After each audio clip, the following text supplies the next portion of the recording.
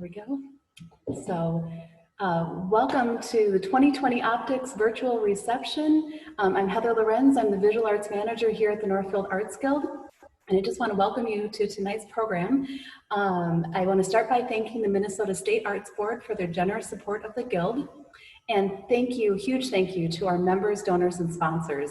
Your support makes it possible for us to continue making great art happen in our community, so thank you. So how is this virtual reception going to go? I'm going to switch to active speaker here. That's what we're first going to do. And so how this is going to work is I'm going to go through some overall pictures of the exhibition, and then we're going to hear from each of the artists. They're going to talk alongside a slideshow of their artwork in the exhibition, followed by a question and answer session. And so in the chat box, I'm going to encourage all of our attendees to, as they're listening to the artists present on their artwork, if a question comes up that you want to ask them, please type that in the chat box. And after all of the artists have talked, we will go to a question and answer session. And if there is a message or a comment that you want to make about the tonight's program or just the artwork you're seeing to one of the artists, feel free to also type that in the comment box because they'll be able to see your remarks. So yep, thank you for utilizing the chat box to send it, and you can choose who you're sending the message to an individual artist, to all attendees and panelists, or just to the artists themselves. So this is great. I'm going to go through some of our pictures here.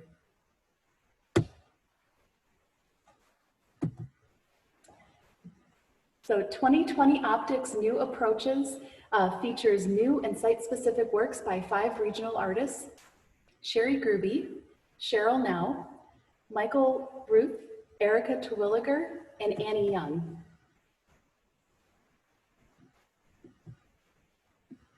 This exhibition has been in development for over 2 years, and it kicks off the Guild's 61st season.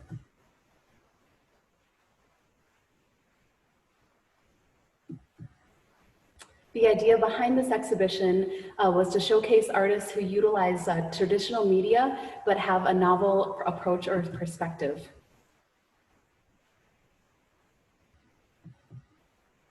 And although each of these artists has a varied approach, during this event, viewers will find common threads and common colors, uses, and concepts that they've explored.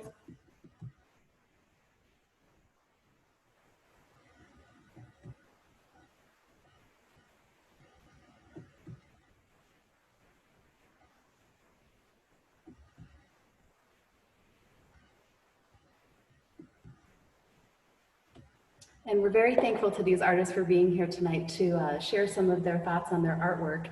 And we look forward to hearing more from them. And we're going into the artist remarks part now, and we are going to kick it off with Sheri. And so Sheri, go ahead and unmute yourself. And Sheri uses her art to transfer herself to another universe. She finds a beautiful place and travels through her paintings. Please welcome Sheri Grube to tell us more. Thanks, Heather. I'm a self-taught artist. Been doing it for probably 15 plus years. Primarily it started out to get away from my chronic pain issues. And I have dystonia, which is similar to Parkinson's, where I have tremors and that. So it helps a lot with that. And I'm trying to also be an art activist, I guess, where I'm trying to bring the plight of our planet towards us. Showing right now is a sea urchin, which is part of my ocean series, which, you know, is highly endangered as well. And just different things in the ocean. You know, Time to Beach is about walking on the beach and just playing, and the different light playing on the sand and the water trickling at your toes and the foam and the whole bit. So yeah, and the octopus, oh, there he is. He's actually made out of recycled mailing envelopes from like Amazon or something like that, that little plastic stuff that's inside of that. And I like to reuse it quite a bit. And he made a nice, texture, I guess, for this octopus. And under the sea, you know, I would love to just go and snorkel and hang out with all the creatures. And you know, my hope is one day to get out with the humpbacks and check them out while I'm, you know, kayaking or something. So that's kind of what Under the Sea is about. And then these three paintings are part of my Up North or North Shore series. I've been going up north, I guess, every year. It first started with my grandma, and I've got an aunt that's in Tofty, great aunt that's in Tofty, Minnesota. And so my mom and I have continued the tradition once my grandmother had passed, and we keep going up north every year, and I keep seeing all the beauty around us. And, you know, there's a lot up there too that, you know, can be, you know, they're worried about the mining and such, and polluting their streams, and, you know, the Lake Superior and the problems with the birch trees dying off. They don't know exactly why that is. And you know, but North Shore is just kind of, you know, speaking to, hey, let's get out and enjoy what we can and do what we can to help out our community and our world. So nightlife, of course, it's the Aurora Borealis, and I'm hoping to see it one of these days. You know, I only ever catch a glimmer of it, it seems like, and it's never this fantastic. So I'm hoping one of these days, this is it. Rockin on the shore, you know, I just love to hang out on the North Shore. I was just there a few weeks ago with a friend, and we were rock hounding for 2-3 days, and just monkeying around and, you know, having a good time, and doing our part up there, I guess, and just hanging out with nature. And Terwilliger, this is the sea stack. I've heard it's taken a dive, I guess, since I've painted it. I guess, you know, the waves crashed into it, and I've heard that it's knocked down substantially now. So I'm a little saddened by that. I haven't gotten to Terwilliger to see if that, you know, where it's at and what it looks like at this point, but I'd like to do a follow-up picture, I guess, after that. So we'll get there. Rise Up, you know, it's just amazing to me how trees can, you know, find enough dirt to actually come out of a rock.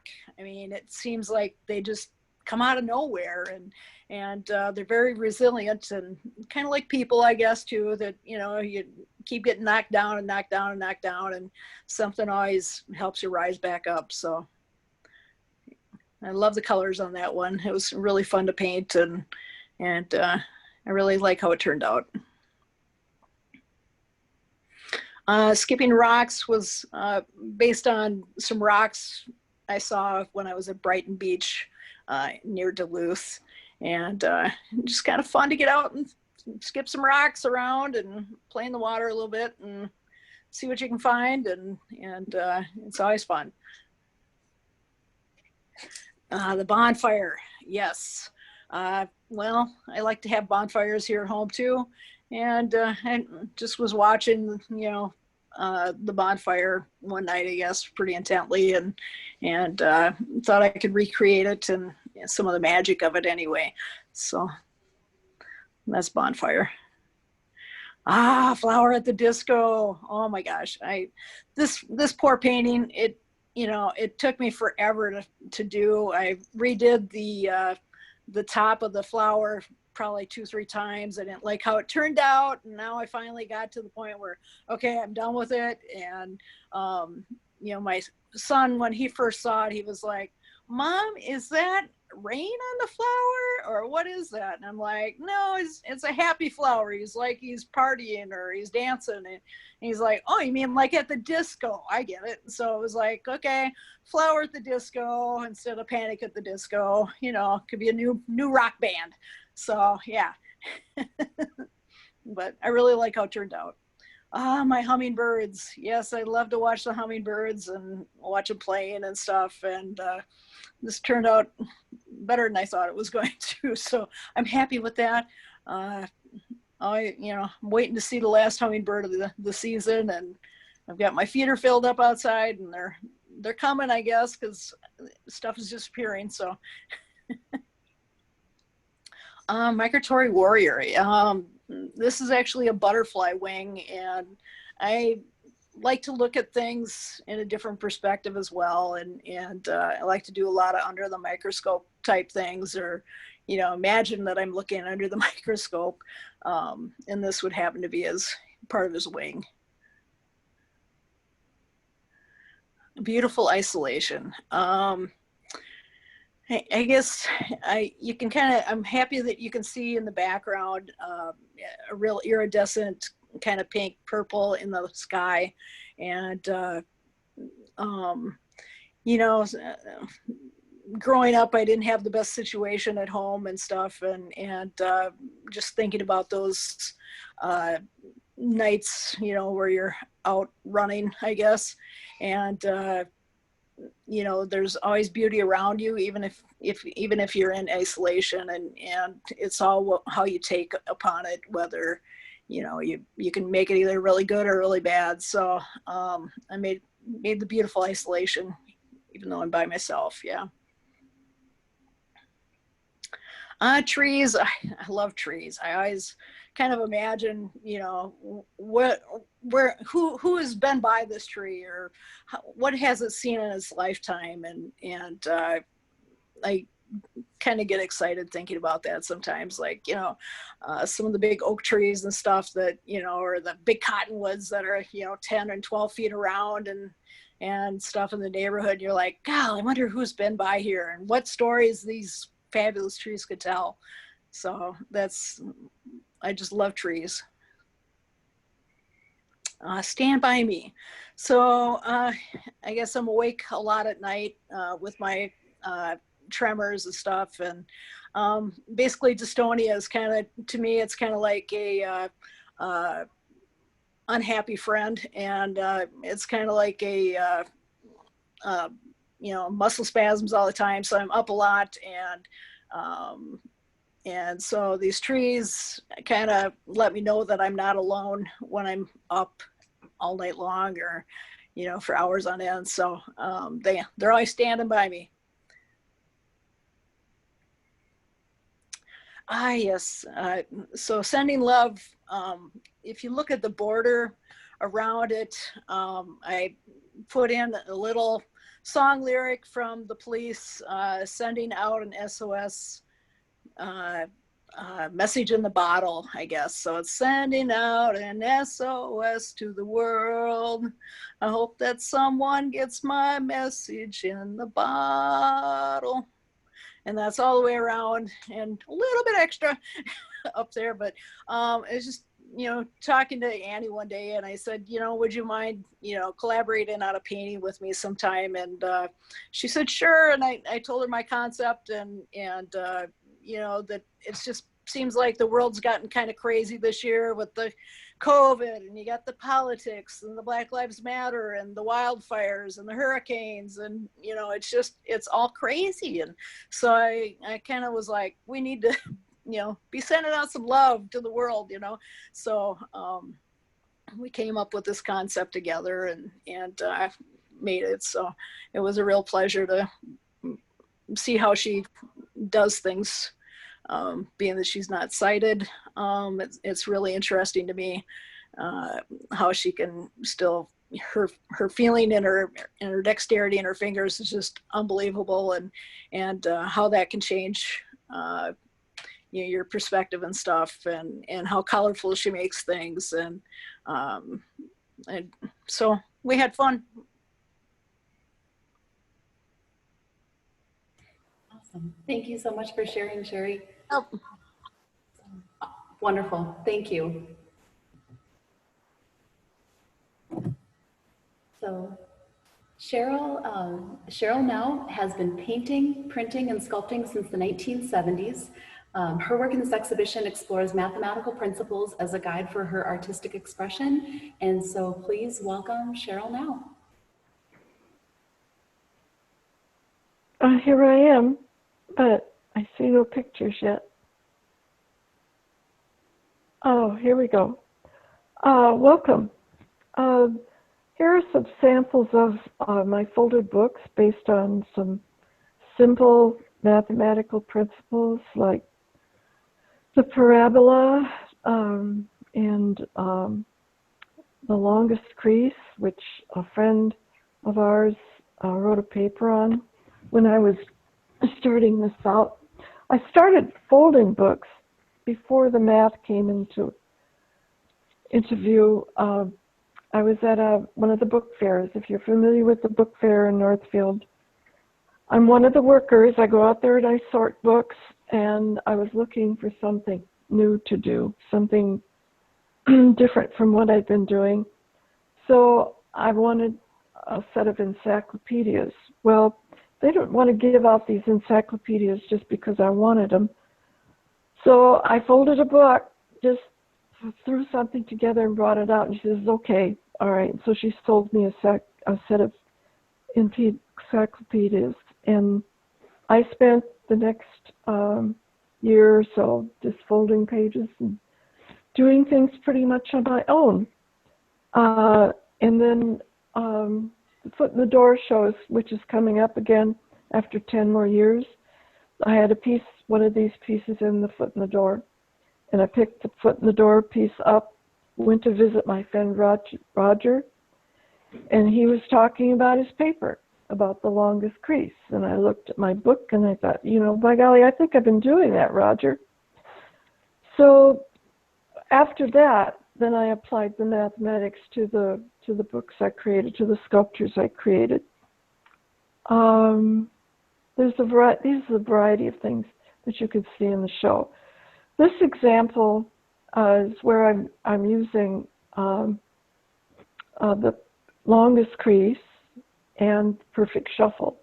Perfect shuffle is if you think of a deck of cards that you divide evenly and shuffle it together one by one, then it's a perfect shuffle. It seems like kind of a dull principle, but it really works. In this case, I started each series of folds at a different location so that you get this variation. It's still a perfect shuffle. It's still the longest crease, but they're interleaved at different levels. Okay, another longest crease and perfect shuffle, just a different idea on the same theme. These are some books that are in the show. In the lower right-hand corner is the one about the spiral of Archimedes. That is aesthetically the least interesting to me because it always comes out the same. I have to mark it all the way through before I even start. I have to know ahead of time what I'm going to do, and that's not quite as much fun. Okay, here's the stamp. All right, if you know about the parabola, it's about curves, making a curve with straight lines. And you can see what's happening here in the folded pages, that all of these folds are absolutely straight, but we're getting a curve, which is really nice.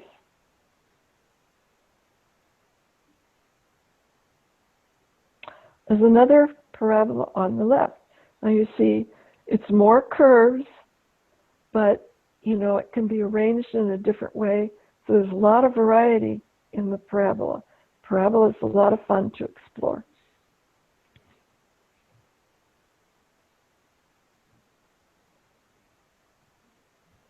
And another idea with the longest crease. We get some curves here too.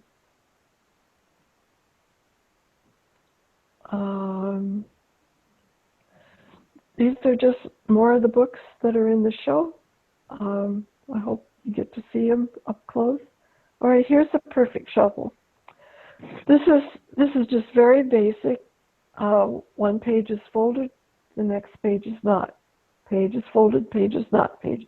And so it's perfect, one after the other. So it's a perfect shuffle. I've added some color to this book, painted it with some ink just to enhance it artistically a little more. Okay, this is part of my Goldbach series. Christian Goldbach was a mathematician, and he said that any even number larger than 2, sometimes when you look it up on the internet, it says any even number larger than 4. So we'll say any even number larger than 4 has at least one pair of primes that sums to that number. So there's a pair, at least one. Like if there was 4, there's one pair of primes, 1 and 3. But if you have a larger number, you might have more choices. Now, this particular one, I'm using the number 32. And I could say that I decided on 32, but it was pretty much decided for me because I had a square piece of paper and I was drawing diagonal lines with a ruler from corner to corner until I filled the page with triangles. And that meant I had 32 triangles. Now in this close-up example, if you look in the lower right-hand corner, that's one set of 32. And then I have a number of them that I map out on graph paper before I start drawing it on a canvas. And I can turn it and turn it and turn it so that I have control of the design after the initial design, which I have control of in any case. And then to make it interesting, to make it artful, to use various textures and colors to make it a work of art rather than just a problem.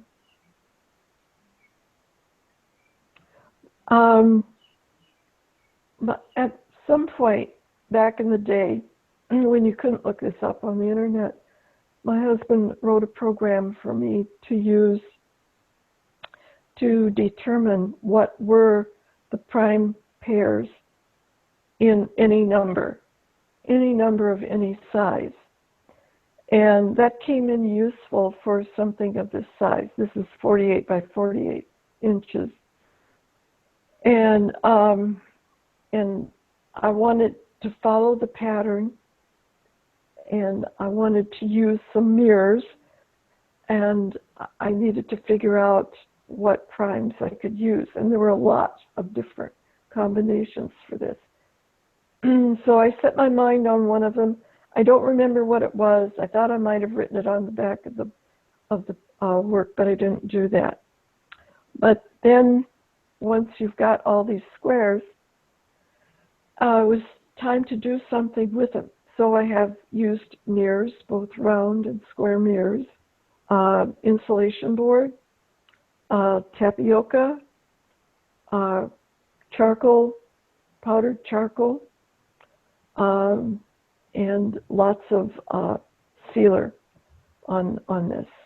And you work with the charcoal outside because charcoal's dust is something you don't want to breathe.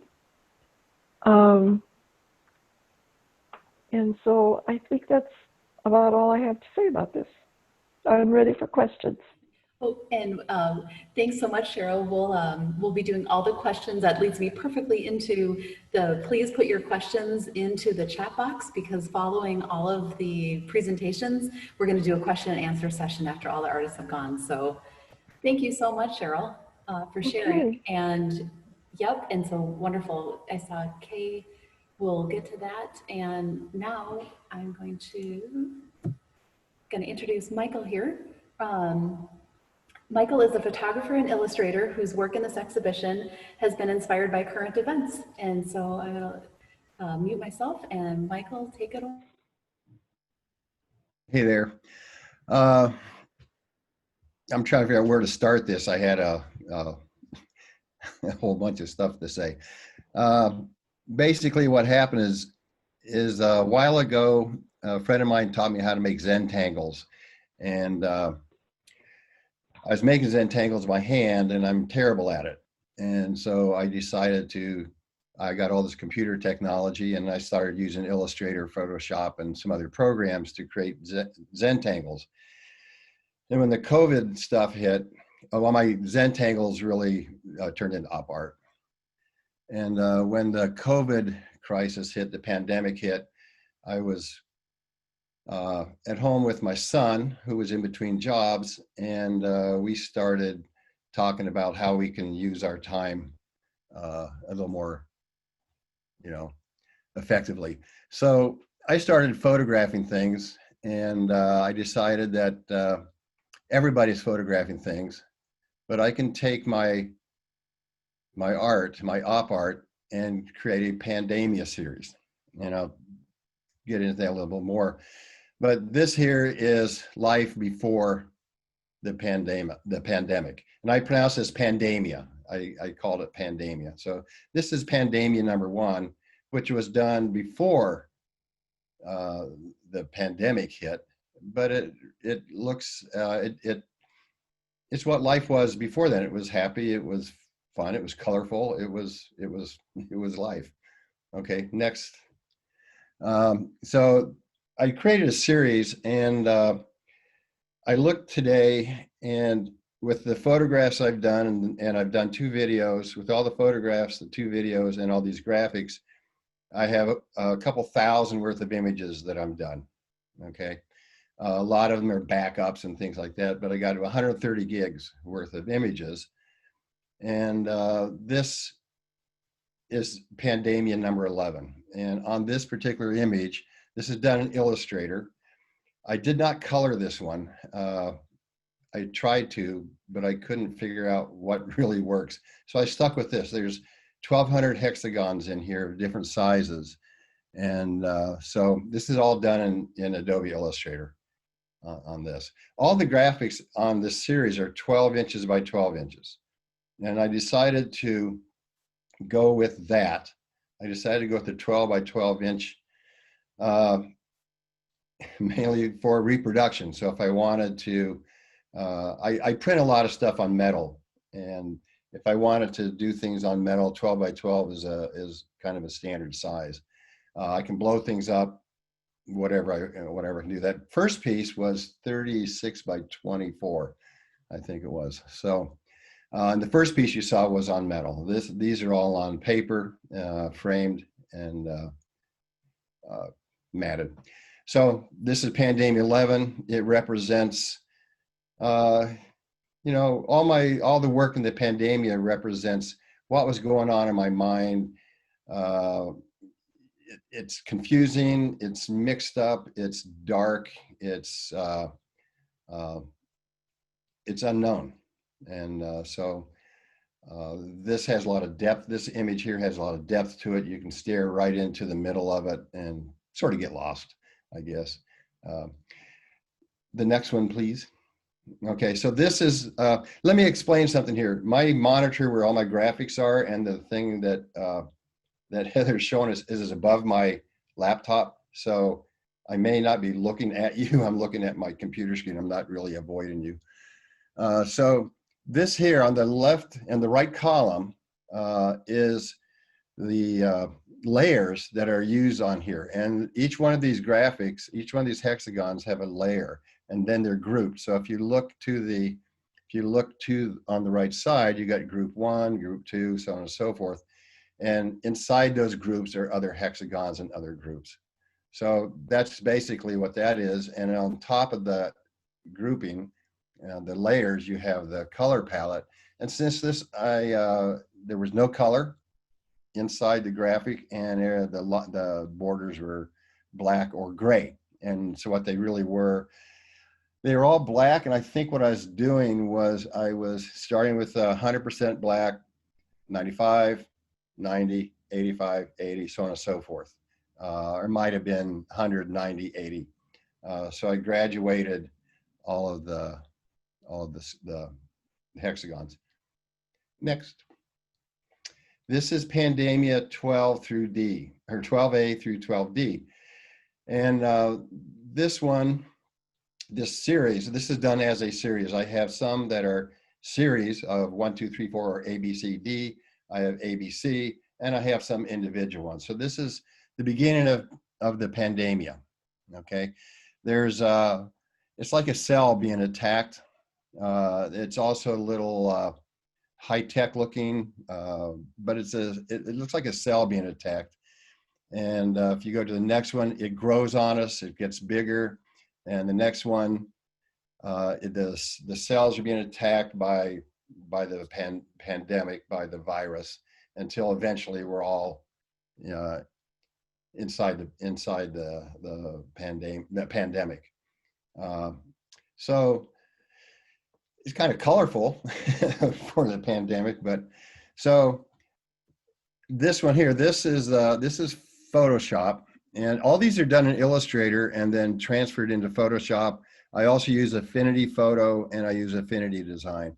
So on this screen on the right-hand side, you'll see that column, and this just happens to be the dots. These are all dots. So again, everything's grouped, and inside this rollout here that says dots have all the dots that are on here, whether they're black or they're where there's nothing in them, whether they're red or blue or green. Okay, so that's, I just wanted to show you that. Could you back up one? And again, on the top there is the color palette. So, okay, I'm sorry. Next. And that's all four of them together. This is Pandemia 16A through 16D. And if you look left to right, you'll notice how colorful things are on the left and how dark things are on the right. And that's purposeful.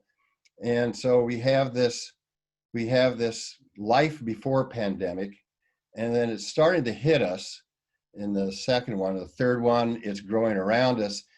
And the last one is, it's got us. So this is the first one. And if you flip through them, you can see how how it grows and how everything changes as we get further into the pandemic. So if you would go through there real fast, it kind of goes bing, bing, bing, and it's kind of interesting the way that happens there. And again, this was done in Illustrator and then brought into Photoshop to add the color to it. On these frames here, before we go, on these frames, I had a little bit of a problem on this, and I've talked to a few people who like the pink, and I've talked to people who don't like the pink. And I want to explain what happened there is I didn't want to mount these on white. And so what happened was I was going to do gray. So I went to a local art store, which I won't name, and they only had 4 sheets of 32 by 40 gray. There's only 4, and I figured, well, I need 5 because I know something's going to mess up, you know, or I need 6. And they didn't have 6; they had 4, and they said I could go to another store, their other store up in the north end of Minneapolis, but the problem with that was that the grays weren't going to match. So this is cotton candy. It's kind of pink. Some people like it, some people don't. I like it. I like it because it contrasts with the other things that are in there. And so I have the black frame with a black mat with a white frame, the pink, and then the graphics are mounted on a white board, so it creates a shadow. So if you look at the first one and the second one, you'll see a little bit of a shadow cast from the lighting in the gallery. So that's Pandemia 16A through D. What I was working on recently is what I call Pandemia 727. And the 727 just refers to the date that I started this on. And I have a whole bunch of these. And so this is done in Illustrator. And what I used was an arc and lines and the 12 by 12 grid there. And I have a grid in the background, and I'm using the snap tool. So I got 12 by 12 grid. Things are broken into 1/4 inch increments. I'm using arc tool, line tool, have everything snapping because I'm really bad at freehand. And then I brought it into Photoshop and finished. So on the right side in that column, again, is a grouping of the line. So there's a grouping of the diagonal lines, and there's another grouping of the arcs. And so what I did with this, I wanted this lower left-hand corner where it starts, I wanted that to go in each different corner. So in the next one, you'll see how this floats around. And I brought it to Photoshop and I added color to it. Okay. And I have some real problems with color because I'm really, really colorblind. And so I had a friend, Sandy Gable, in Detroit. She helped me design my own palette, and I'll show you that in a second. But so these are just, to me, these are tunnels, and this is a never-ending problem we're in, which is, you know, the pandemic seems like it's going to be here for years and years and years. So there's no light at the end of this tunnel. It just keeps going down and down and down. And okay, so this is Photoshop, and on the right-hand side is another column. And so these are the grays I use, and this is the default grays that come with Photoshop. Okay, so these are mine, and if you go down a little, like I'm pointing at that, can't see me pointing, can you? You'll see a color palette called Zenset 1A, and I'll show you Zenset 1 in a second. So the grid is on there. This in 1/2-inch increments. So that's basically, I was using the paint can to fill that in. Next. And this again is just a tunnel. There's some light into it. The white represents light. I go through a lot of tunnels in life, and you go through tunnels in New York or in Detroit, and you have these lights that zoom by you. Or in a subway tunnel, you have those lights that go by you. And if you're in a subway, you never get to the end because it's always going. And so these white boxes resemble the light in the tunnel. Again, it's Photoshop grayscale. Next, it's just more grayscale. Same thing, a tunnel. Next. And this time I decided to use color. And on this one, I use these two palettes. One is a palette called Pure, and the other is the Zenset 1. And if you can't do it because this is a screenshot, but if I roll across those colors under Zenset 1, it'll tell me what color it is. Because when I look at that, these three colors right there that Heather was just pointing at, the yellows, they're really close. They're really the same to me. So I can't tell them apart. So I've actually had, Sandy and I actually named those. And so when I look at it, I know that the colors are one's darker than the other. So next. And again, this is just coming from the corners. So each corner has a different start point. It'd be interesting to put these all together in one box and have the corners all meet. That could be cool. I'll do that next. Next. We've seen these before. Okay. Oh, I guess that's it. So thank you. Thanks so much, Michael. I went too fast there. So thank you so much for sharing. Yes, we're going to be hearing from Erika next. Let me just get my mouse to do its thing. Erika is interested in taking stock of the mundane objects and materials that surround her. In this exhibition, she's showing ceramic and plant-based sculptures that she built inspired by roof vents. And so welcome, Erika. I'm going to mute and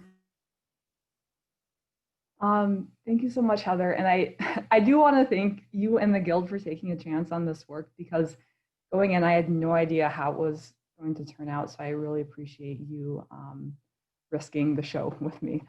I want to go back 1 year and talk about a piece that kind of led up to the current work in the show.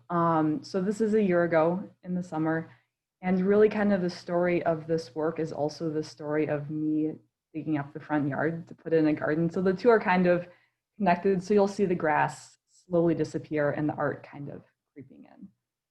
So these are a series of 3 pieces based off of vinyl siding. So I think like as artists, we become really obsessed with certain things. And for me, my muse at the time was like vinyl house siding. And I was real interested in architecture and thinking about like the materials and things that help a house stand up, that help maintain a house. And so like you have this material vinyl siding, it's meant to keep out the water, it's meant to keep out the rain and the wind. And I was really interested in how I could kind of inverse that. So it's like, how could I make the worst siding possible? Oh, ceramic siding, that would be perfect. So I was thinking kind of about almost burying a house and then just like planting plants on top of it.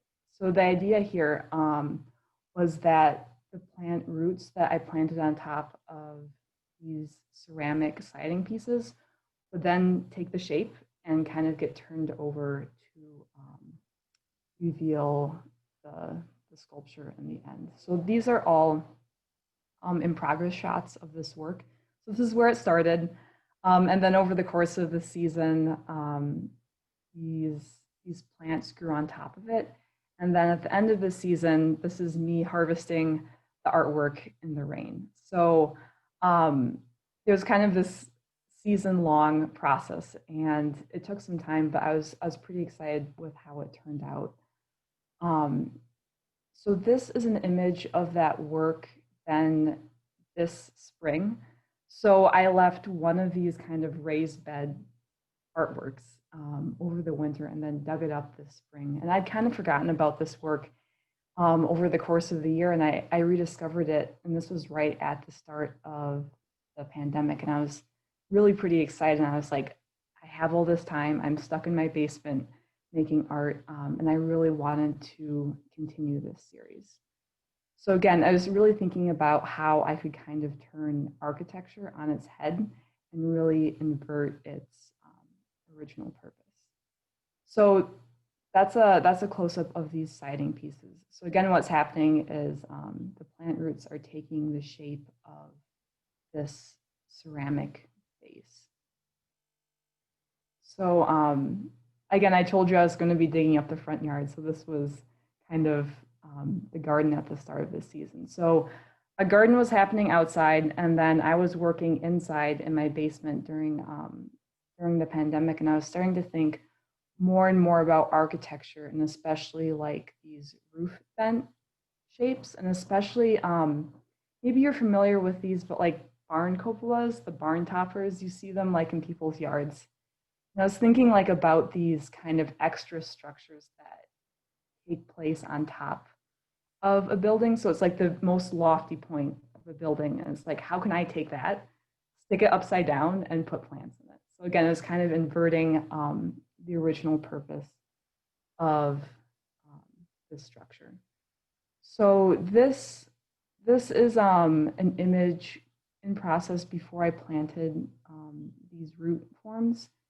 And if you're familiar with like a 2-part mold, it's basically like there's a shape and the dividing line, and then it gets cracked open like an egg to reveal the plants inside. And so then I sealed the border with wool, and it was just kind of an impulse that this work needed a third material. So that's in progress. And then it was just kind of a matter of planting these.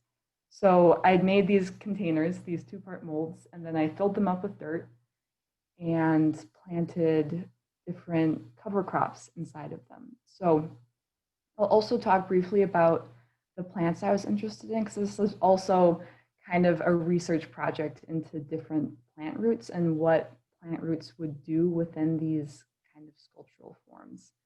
So the 4 different plants inside of these sculptures are alfalfa, pea and oat mix, hairy vetch, and clover. And so these are all different cover crops.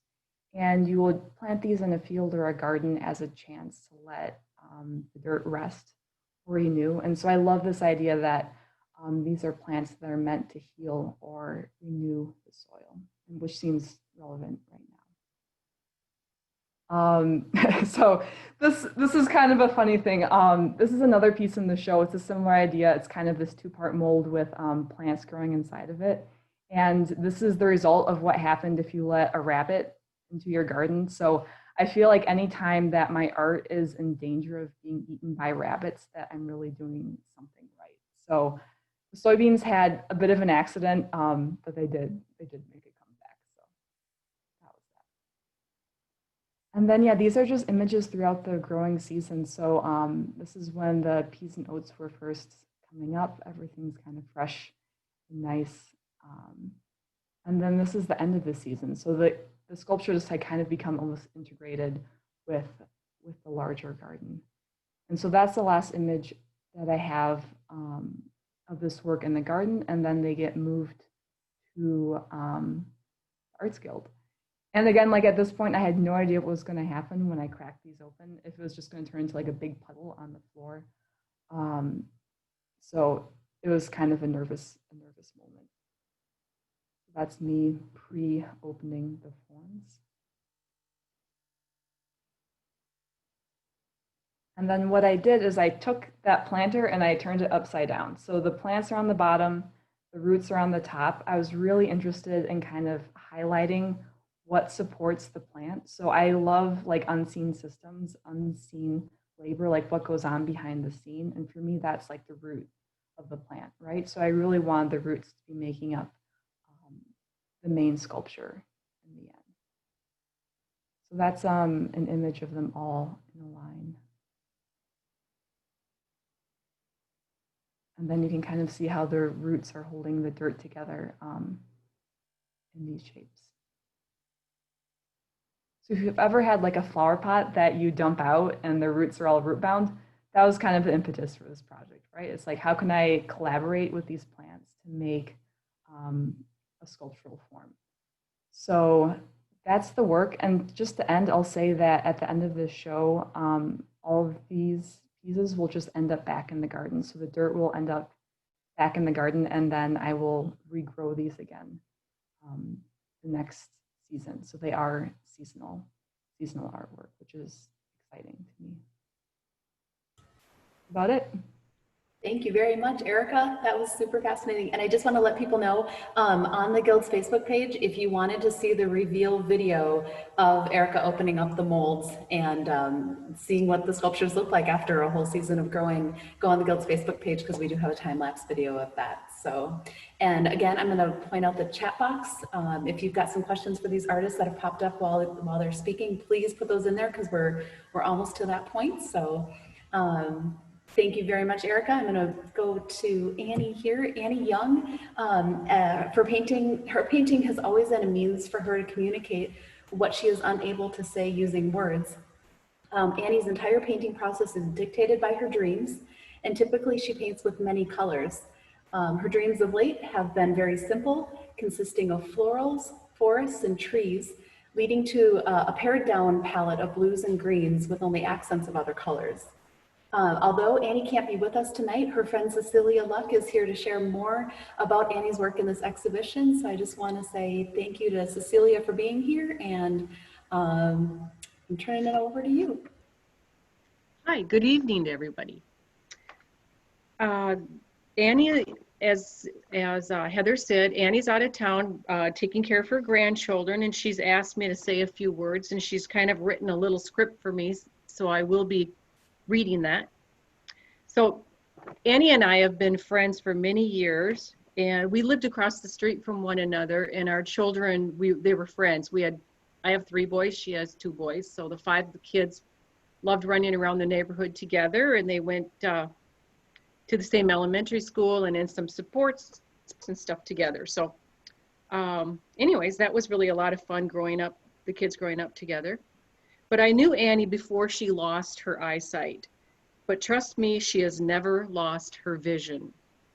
So she's asked me to read a few things she's written about these paintings. So I'm going to be reading this one. This one's Restless at Midnight. Annie initially started out painting only using her fingers. She felt it was necessary to keep a constant physical connection with the canvas. After a time, her son pointed out that she was lacking a light source.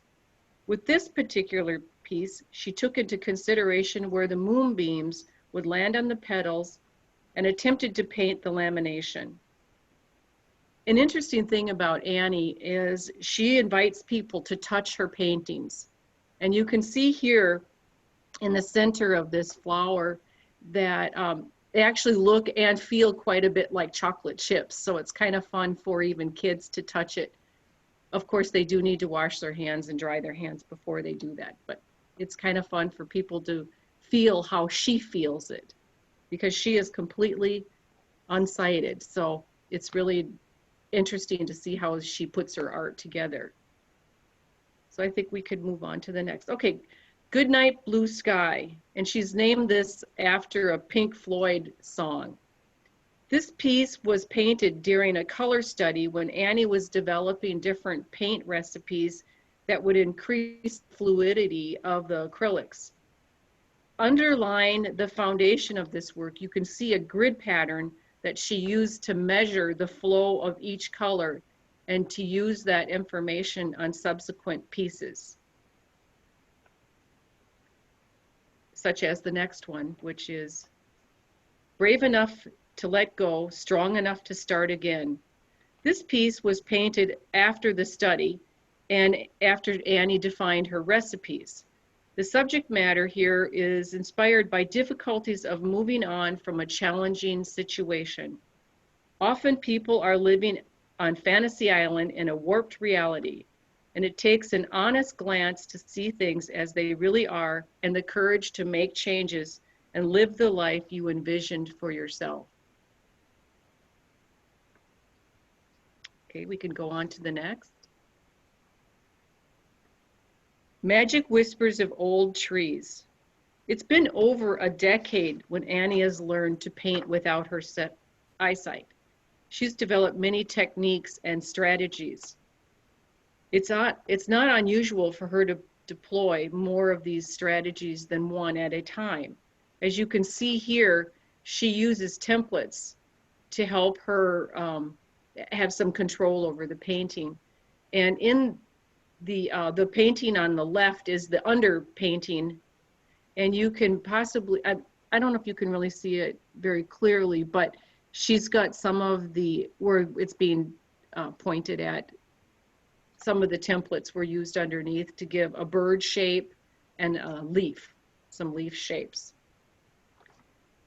So she begins with this, she's calling it a free motion color, and then the templates, and then she also uses a lot of painter's tape so she can have some control, you know, over what's going on the canvas.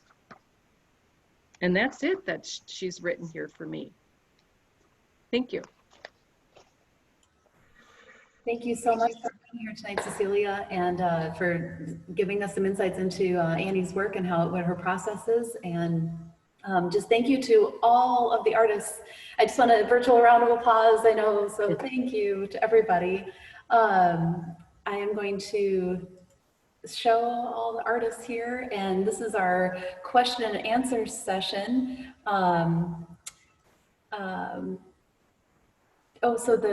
So are you still seeing the shared screen? Is it here again?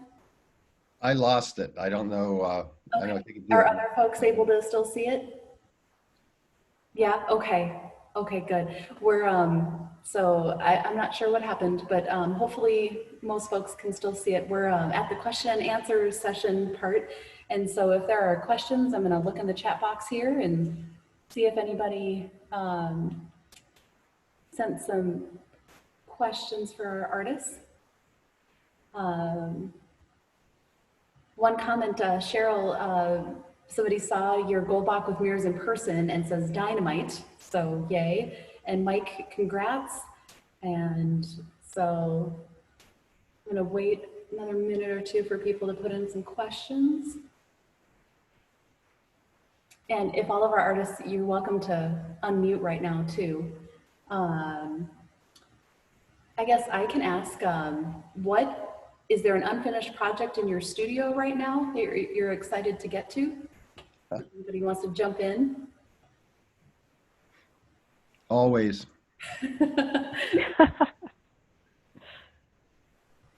Well, that 727, 7.27 is unfinished.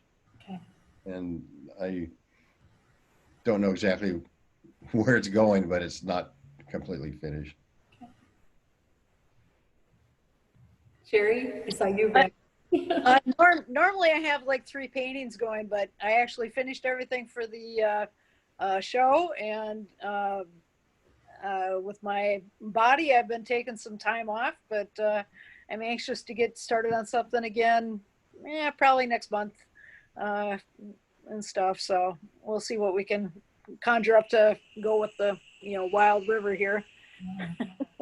So got to start something with that again. So. Anybody else wants to jump in? Or I do have a question in the chat box here. This one's for Erika. Are you planning on different shapes, larger, or adding color to your pots? I think color probably no, unless the plants decide to be different colors. But I think that the main thing is going to be quantity. So I would love to have like an entire field filled with these. So this was kind of like a prototype season, and I think that after this, over the course of the winter, it's going to be into production mode. So I really want to like make 50, 100, 1,000 if I could. We'll see. We'll see how many I can make before the next. Wonderful. Sharol, I didn't want to take up if you wanted to say anything to those other questions. Was there a question? Well, here's one that came in from Gail. How do you stay inspired in the midst of all the strangeness in this year? Well, there's a lot of strangeness here, and it's difficult managing time. I have a lot of new responsibilities, and so my time is shortened. So then I do turn to music part of the time.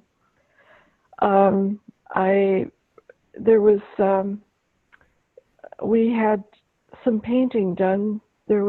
We had a leak, and so there was some things, and fortunately some of it was covered by insurance, and we had some painting done, and I had to move a lot of my things onto my bed or under my bed.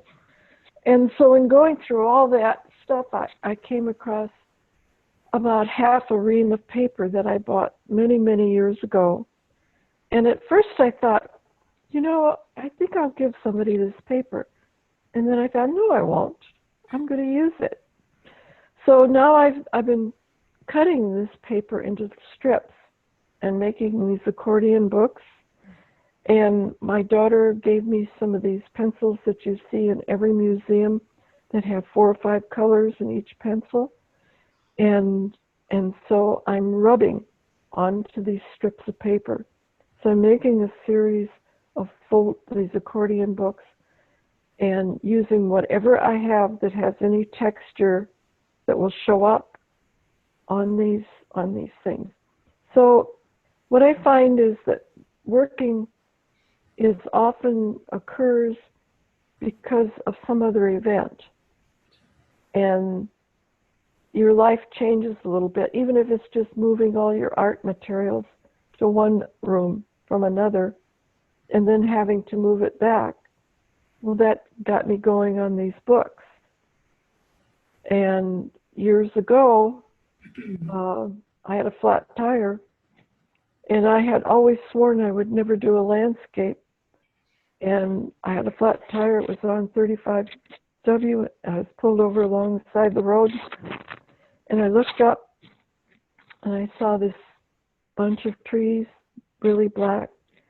And I went home and I started drawing landscapes. So you see, you just have to keep your mind open. Something good will happen.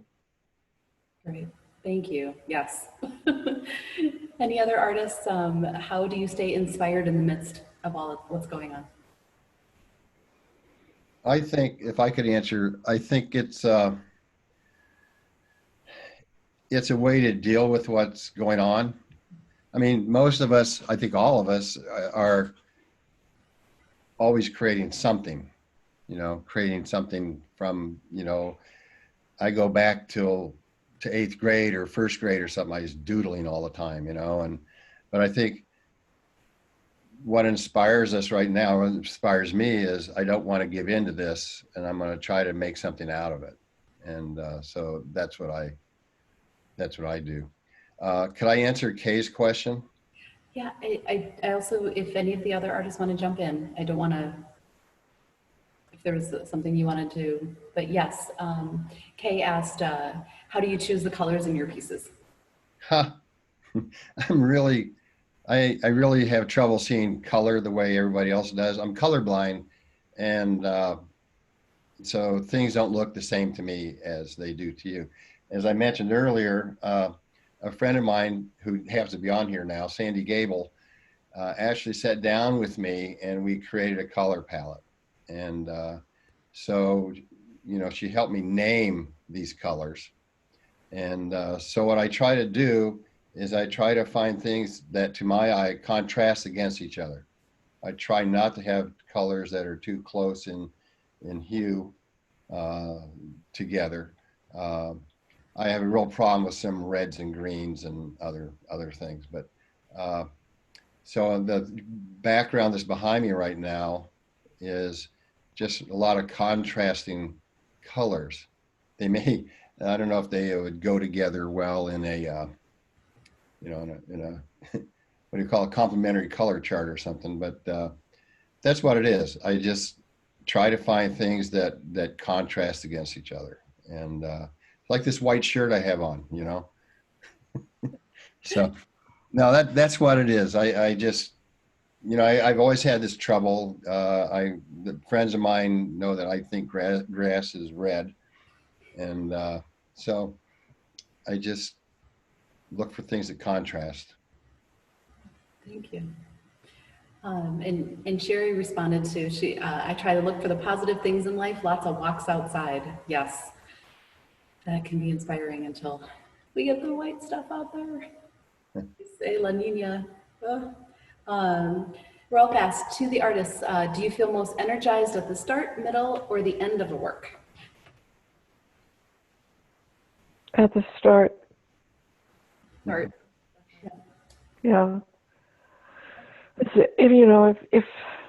If you are motivated to do something, that's the most exciting part.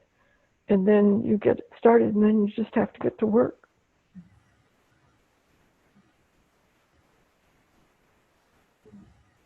Great. So last call for, yeah, Sheri. I think if the painting, you're excited to start with a new painting or a new project all the time. And then if things are going really well in the middle, you stay energized. Otherwise, you're probably like, I think there's a big bottle of gesso over here. I'm just going to re-gesso over it and start over. I don't know how many times I've done that. Lots. If I could answer that, I think I'm real excited at the beginning, and then in the middle I have to think about it and I have to go, I'm going to go finish that. But I get really excited at the end when I start finishing it and I'm seeing what really is coming out. How is this developing? And once I start adding color to it, I might go back in and redo some of the graphics, the outlines and stuff that are in there. But for me, a lot of these things, I'll just work on it, hours and hours at a time, and then put it away for a while and then come back to it. But I feel excited when it's getting done and I see the thing unfolding. I wonder how Erika deals with something that takes months to grow, and you don't know what it's going to look like until you open it up. That's what I think is really amazing. You have no idea what this is going to look like. And once it opens up, it's done, right? You can't move that. Done until next year. It's probably never done. And I think probably the best answer to how I like maintain excitement is that I forget about the art over the course of the summer. So it'll go for months and I won't think about it. And then September rolls around and it's like, oh, that thing that I did in March, I'm wondering what kind of like, what's that looking like? And you crack it open and see, and it works or it doesn't. Cecilia. And if the rabbits eat it, it's gone. Cecilia, I'm wondering too, you had shared a story when we were talking earlier about Annie painting, and just, you know, you've gone in to see her when she's in the process of working on a piece. And so I don't know if there's anything you'd want to share about that. And I know Sheri too, you could also chime in, I'm sure. I think we were talking a little bit about Annie's techniques and how she's changed, but I was just saying, oh yeah, you know, I've seen her studio, and I know every artist can be messy, but Annie can be extremely messy. So if she's tossing paint around, it's actually going everywhere, and she doesn't necessarily even know where it is. And once she was down at the elementary school doing a little art lesson for them, the kids couldn't believe her clothing. She wore clothes that she had been painting in, including her shoes. And we said, Annie, you could sell those pants and those shoes. They're so vibrant with all the paint and all the color. So that's kind of a fun thing. And maybe Sheri, having worked with Annie, kind of knows a little bit about the mess process. Well, I kind of tend to be a little messy myself, so I've got my own paint shirts and pants and shoes. Actually, I've got my paint shoes on, and you know, I'm just okay. I got lots of little specks there of everything, and you know, you wear the same stuff, and yeah, I've got a paint shirt that's, I don't know, I have no idea what it's really doing with it, but anytime you need to wipe off your palette knife or, you know, brush off your brush for just a second and grab a little bit other color paint and stuff, I mean, it's just, you know, oh, pretty soon you got it on your shoulder, and you know, I mean, half the time my belly is stained red or pink, or you know, and you're like, okay, what I was doing, but by golly, I must have been having fun. Yeah. And I think that's part of it too. Like that's that part of the middle process. Like you're just going for it and you don't know where it's going to ultimately end up, but Yeah. you're having fun throughout the process. Yep. I think the funniest thing for me was I brought up, my grandmother was a painter too, and ceramic artist and porcelain artist. And she had given me, you know, I had inherited a lot of her stuff, her brushes and stuff. And I had brought the brushes out when Annie was out, you know, we were doing that painting together, and Annie was like feeling, while I went inside, she was feeling around on the artist or the brush rack.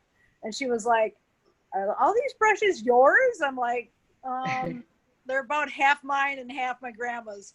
And she was like, oh my gosh, I'm in love. I can't imagine having so many brushes. She's like, when you drop me off later, I'm going to show you how many brushes I have. And I went over there and she's probably got like 5 brushes that she uses. I'm like, how do you all this stuff with, you know, 5 brushes, and they all look like they're, you know, about, you know, this much nub left on them, you know, and it'll be like this wide a brush and, you know, maybe like a 1/4 inch of hair on it, you know, and you're like, okay, how are you doing this? And so, you know, it's really interesting to watch her work, and, you know, and how excited she got. She was like, I'm going to send a picture of this to my husband, and he's got to get me more stuff for Christmas, you know. So it was fun.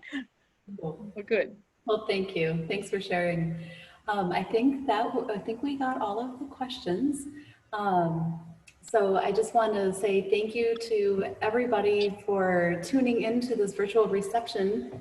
And I want to do a round of applause. Yay! Yay! Thanks for being here. Thanks for attending tonight. The exhibition will remain up on the Guild's website, including photos and videos of the artwork seen here, many of which are for sale, and all the proceeds will benefit both the artist and the Guild. And the Guild's Town building is open to the public each week, Wednesday through Friday from noon to 5. for visitors to come and experience the show in person. For details regarding our in-person hours and for more information about this exhibition, please visit our website, northfieldartsguild.org.